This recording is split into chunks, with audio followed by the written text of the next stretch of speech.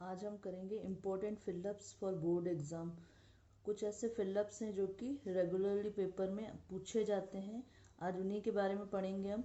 A quadratic equation A X square plus B X plus C equal to zero has no real root. ऐसी कौन सी quadratic equation है जिसके कोई भी real roots नहीं निकलते हैं? तो वो डिपेंड करता है डिस्क्रिमिनेंट यानी डी के ऊपर। डी का फॉर्मूला तुम्हें पता ही है, बी स्क्वायर माइनस 4ac होता है। If B square minus 4ac is greater than zero, अगर B square minus 4ac zero से बड़ा होगा तो हमारे क्या होंगे, डिस्टिंक्ट रियल रूट्स निकलते हैं। डिस्टिंक्ट का मतलब होता है डिफरेंट रियल रूट।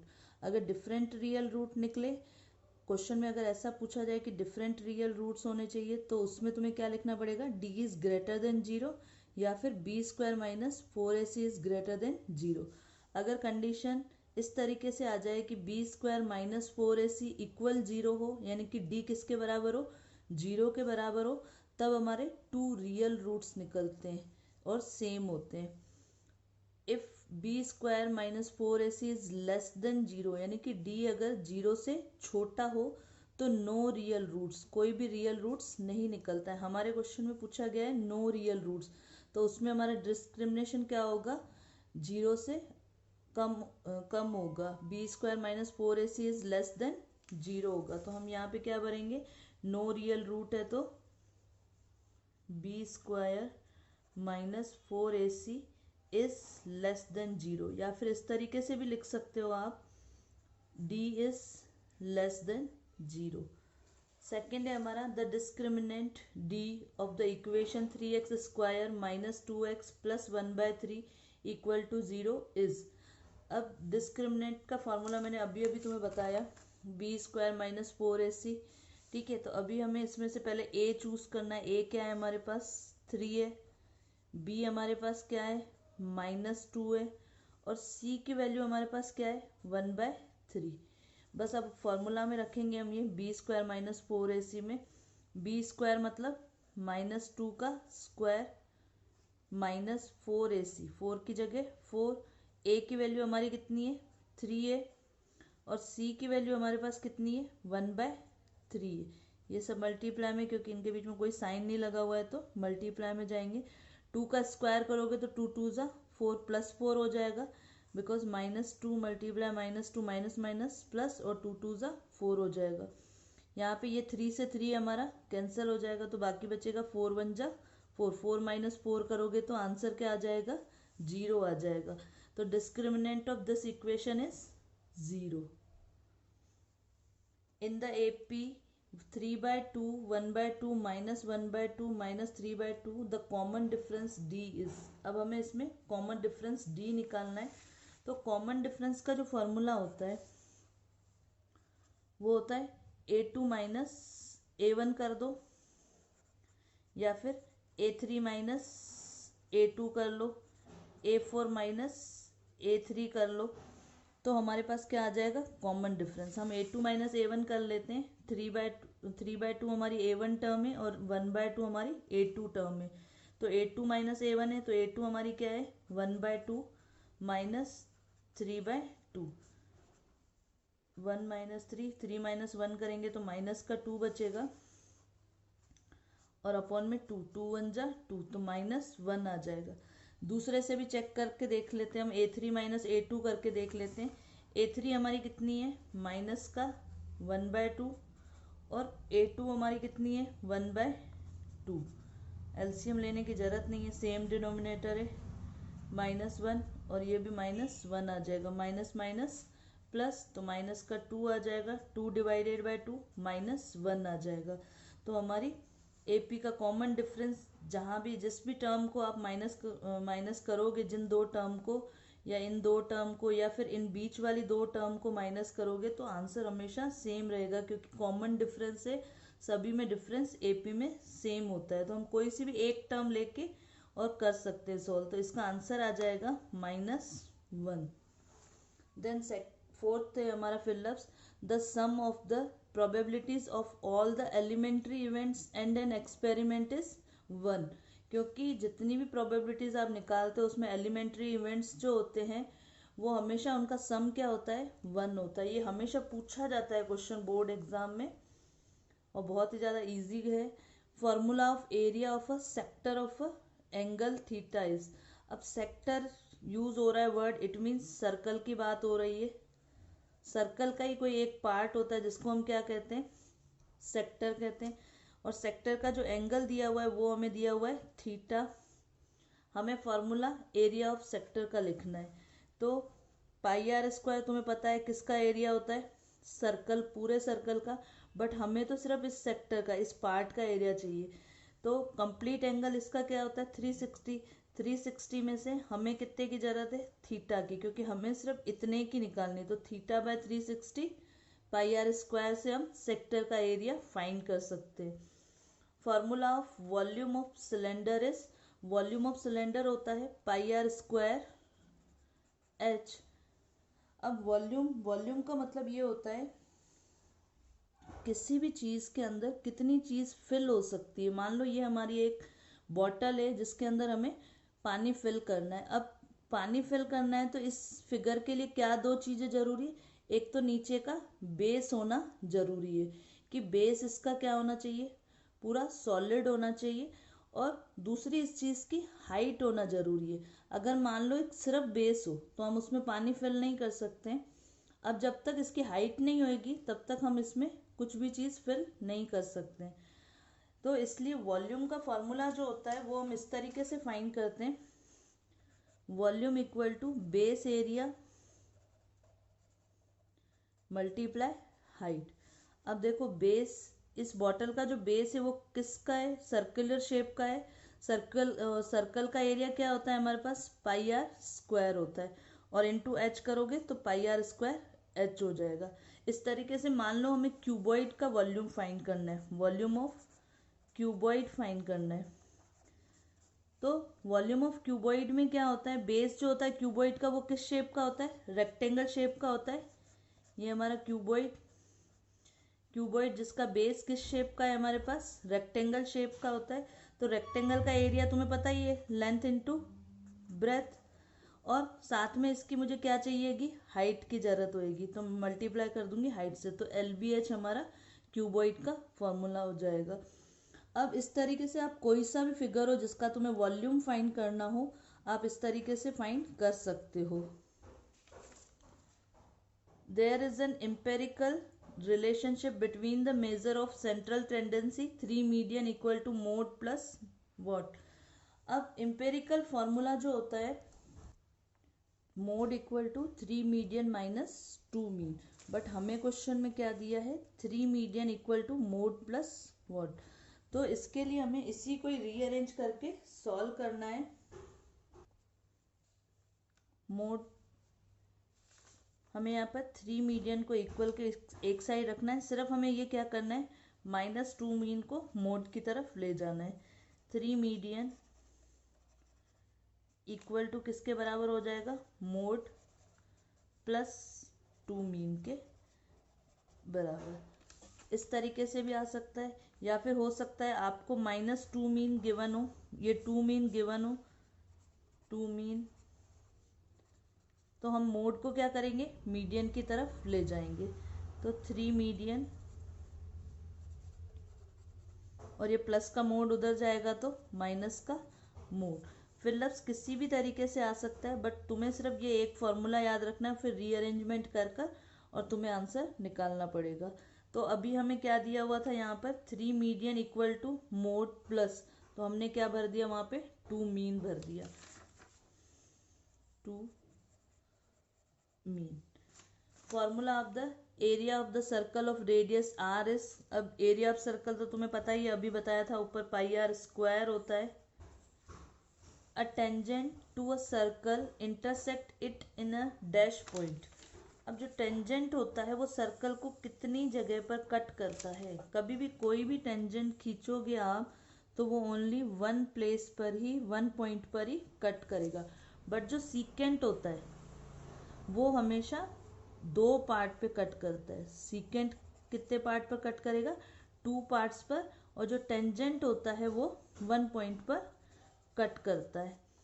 तो अगर क्वेश्चन में tangent to a circle intersect it आए तो 1 पॉइंट भरना है, और अगर सीकेंट आता है, टेंजेंट की जगह पे सीकेंट आता है, तो आपको क्या भरना है, 2 पॉइंट भरना है। उसके बाद नेक्स्ट है फिलअप्स हमारा congruent figures are, congruent figures हमेशा क्या होते हैं, इक्वल होते हैं, तभी हम उनको कॉन्ग्रेंट कहते हैं, क्योंकि कॉन्ग्रेंट फिगर में जो दो फिगर होते हैं वो एक दूसरे की मिरर इमेज होते हैं। मिरर में जैसे अब तुम देखते हो तो तुम्हारा शेप नहीं चेंज होता है, जैसे वो वैसा ही दिखता है। तो कॉन्ग्रेंट फिगर भी क्या होते हैं, अगर एक दूसरे के ऊपर ओवरलेप हो जाए तो वो अलग अलग नहीं दिखते हैं, दोनों एक ही नजर आते हैं। तो कॉन्ग्रेंट फिगर्स हमेशा कैसे होते हैं, इक्वल होते हैं। नेक्स्ट है हमारा if two chords of a circle are equidistant from the centre of the circle then they are dash to each other. अगर हमारा कोई सर्कल है, इसकी कोई दो कोड है, कोड तो तुम्हें पता ही है, सरकमफेरेंस के दो पॉइंट को अगर हम ज्वाइन करते तो हमें कोड मिल जाती है। अब इन्होंने बोला है कि two chords of a circle are equidistant from the centre, centre से वो दोनों इक्वी डिस्टेंस पे, इट मीन्स ये वाली और ये वाली जो हाइट है हमारी, दोनों क्या है, ये क्योंकि सेंटर से बराबर दूर है तो ये वाला और ये वाला पार्ट हमारा इक्वल है। तो इनसे बनने वाली जो कोड होती है वो भी क्या होती है, इक्वल होती है। ये थ्योरम तुमने 9th क्लास में पढ़ी है।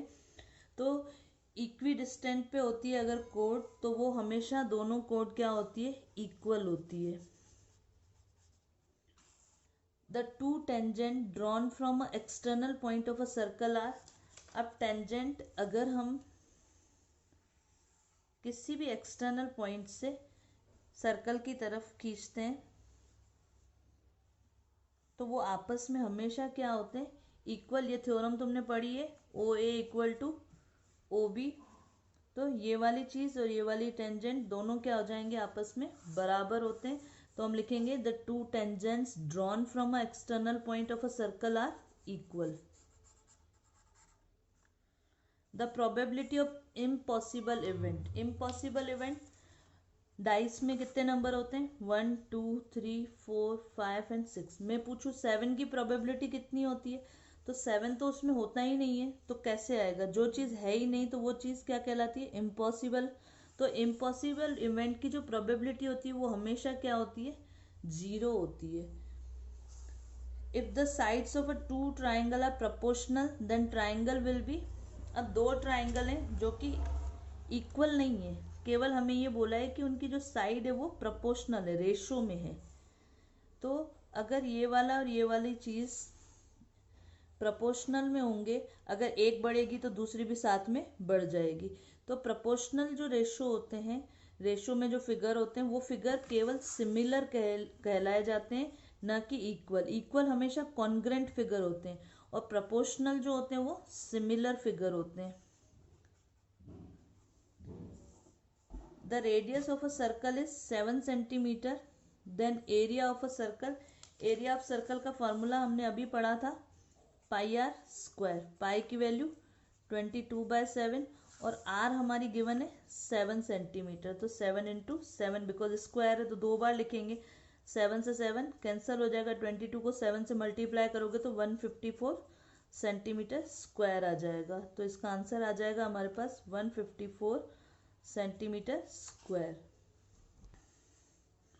नेक्स्ट है हमारा the line segment joining the two points on the circumference of the circle is called. अगर किसी सर्कल की सर्कमफेरेंस के दो पॉइंट को हम ज्वाइन करें, अभी मैंने तुम्हें बताया था दो पॉइंट जो सर्कमफेरेंस पर होते हैं उनको अगर हम ज्वाइन करते हैं तो हमें क्या मिलती है, कोड मिल जाती है। तो इसका आंसर हो जाएगा कोड।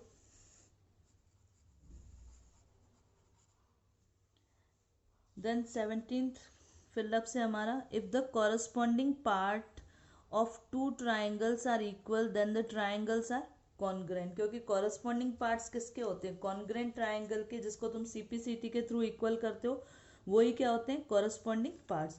अगर कोई एक ट्राइंगल ए बी सी मेरा कॉन्ग्रेंट है पी क्यू आर के, तो तीन चीजें इक्वल रही होंगी तभी ये ट्राइंगल क्या होगा, कॉन्ग्रेंट। बाकी का जो फोर्थ पार्ट है वो हमारा, जैसे मान लो इन्होंने एंगल लिया है तो angle A B C equal हो जाएगा एंगल पी क्यू आर के। तो ये वाले पार्ट क्या कहलाते हैं, इनके कॉरस्पॉन्डिंग पार्ट्स कहलाते हैं। तो कॉरस्पॉन्डिंग पार्ट्स हमेशा कॉन्ग्रुएंट ट्राइंगल के होते हैं। तो जो कॉरस्पॉन्डिंग पार्ट्स होते हैं वो भी आपस में क्या होते हैं, इक्वल होते हैं। नेक्स्ट है हमारा a polynomial of a degree 2 is called a dash polynomial. ऐसा पॉलिनोमियल या ऐसी इक्वेशन जिसकी डिग्री 2 होती है तो उसको कहा जाता है क्वाड्रेटिक।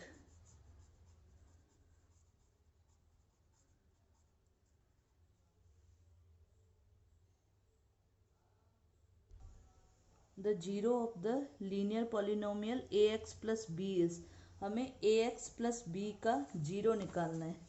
देखो इधर किस तरीके से निकालोगे, A X plus B equal to zero, plus का बी उधर जाएगा, माइनस बी हो जाएगा। एक्स की वैल्यू अगर मुझे फाइंड करनी है तो ये इसके अपॉन में आ जाएगा ए, तो हमारा एक्स कितना आ जाएगा, माइनस बी अपॉन में ए। तो लीनियर जो ये लीनियर पॉलिनोमियल है ए एक्स प्लस बी, उसका जीरो क्या होगा, माइनस बी अपॉन में ए। नेक्स्ट क्वेश्चन है हमारा probability of an event E plus probability of event not E. जो ई है और जो नॉट ई है, क्योंकि देखो जब भी प्रोबेबिलिटी निकालते हैं या तो पॉसिबल होगा या फिर इम्पॉसिबल होगा। तो जो प्रोबेबिलिटी ऑफ इवेंट ई होता है ई प्लस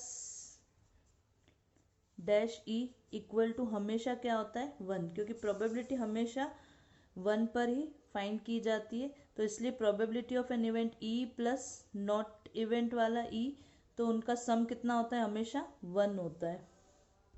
नेक्स्ट फिलअप से हमारा an event having only one outcome is called an dash event. ऐसे इवेंट जिनका केवल वन आउटकम होता है वो होते हैं एलिमेंट्री इवेंट।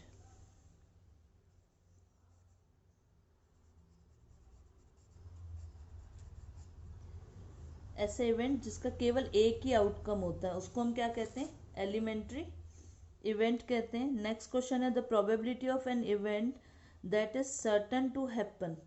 जो श्योर इवेंट होते हैं, श्योर इवेंट की प्रोबेबिलिटी मैंने क्या बोला, वन होती है। और जो इम्पॉसिबल होते थे, इम्पॉसिबल की जो इवेंट होते थे वो हमारे क्या होते हैं, जीरो होते हैं। अभी हमने थोड़ी देर पहले किया था the probability of impossible event, तो इम्पॉसिबल इवेंट की प्रोबेबिलिटी कितनी होती है, जीरो होती है। और जो श्योर इवेंट होते हैं, श्योर इवेंट की प्रोबेबिलिटी हमेशा कितनी होती है, वन होती है। सर्टन का मतलब sure event. Such an event is called the elementary event, क्योंकि हम इनको क्या कहते हैं, एलिमेंट्री इवेंट कहते हैं। नेक्स्ट है हमारा व्हेन A1 अपॉन में A2, B1 अपॉन में B2 और C1 अपॉन में C2 तीनों ही चीज़ें आपस में इक्वल हो, then the system of equation A1x plus B1y plus C1 equal to zero and A2x plus B2y plus C2 equal to zero have a dash solution. इसके लिए हम थोड़ा सा इक्वेशन के बारे में जान लेंगे। अगर हमारा A1 A2 not equal B1 B2 हो तो उसका हमेशा क्या निकलता है, वन सॉल्यूशन निकलता है। जब दोनों हमारे क्या हो, अनइक्वल हो। उसका जब ग्राफिकल रिप्रेजेंटेशन करोगे तो वो क्या होंगी, इंटरसेक्टिंग लाइंस होंगी। उनका जो ग्राफ बनेगा ना, ग्राफ में जो दो इक्वेशन से दो लाइंस बनती है तो वो दो लाइंस आपस में क्या करेंगी, एक दूसरे को इंटरसेक्ट करेंगी।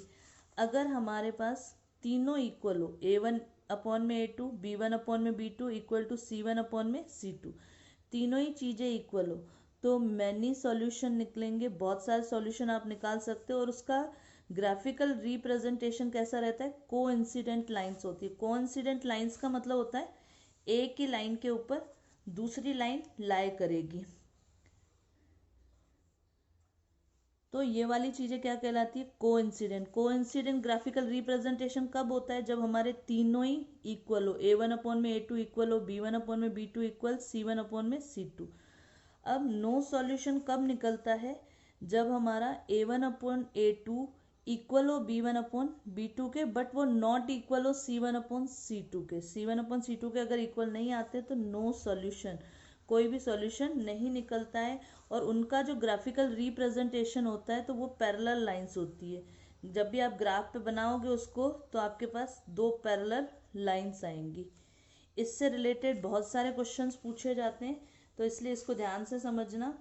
व्हेन a1 अपॉन में a2, b1 अपॉन में b2 और c1 अपॉन में c2, then the system of equation have dash solution. कितने सॉल्यूशन होंगे? जब तीनों इक्वल होते हैं तो मैनी सॉल्यूशन होते हैं। उसके बाद a1 अपॉन में a2 not equal to b1 upon में b2। जब दोनों इक्वल नहीं होते a1 अपॉन में a2 और b1 अपॉन में b2 तो केवल वन सॉल्यूशन निकलता है, और इसका जो ग्राफिकल रिप्रेजेंटेशन रहेगा वो इंटरसेक्टिंग लाइन वाला होता है। अब a1 अपॉन में a2 इक्वल b1 अपॉन में b2 but it is not equal to c1 upon में c2, देन उसका सॉल्यूशन क्या होता है? नो सॉल्यूशन निकलता है, क्योंकि उनका जो ग्राफिकल रिप्रेजेंटेशन होता है वो भी पैरेलल लाइन वाला होता है। आई होप तुम्हें ये समझ में आए होंगे फिलअप्स। इन फिलअप्स के पिक्चर्स की पीडीएफ बना के डिस्क्रिप्शन में डाला है उसका लिंक। अगर अच्छा लगे तो डाउनलोड कर लीजिएगा और दूसरों को भी शेयर कीजिएगा। Thank you.